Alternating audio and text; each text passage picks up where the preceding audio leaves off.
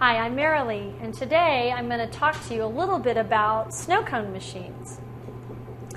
I can't think of a better way to bring a smile to your kids' faces during the summertime than to pop out a snow cone machine and a long line of flavors and give them a chance to actually set up a snow cone stand as opposed to a lemonade stand. In our neighborhood, my children had a lot of fun doing that when they were younger.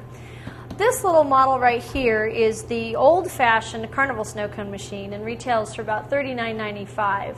The most economical I've seen is about $32 and the most expensive about $950. Of course, that's the granddaddy of them all and ones that you'll probably find on your commercial vendors.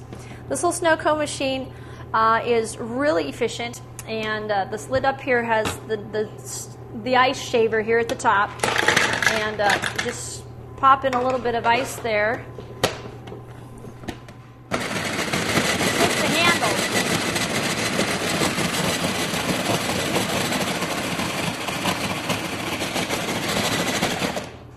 Stops automatically when you twist the top of the lid back off, and you have your really nice shaved ice here.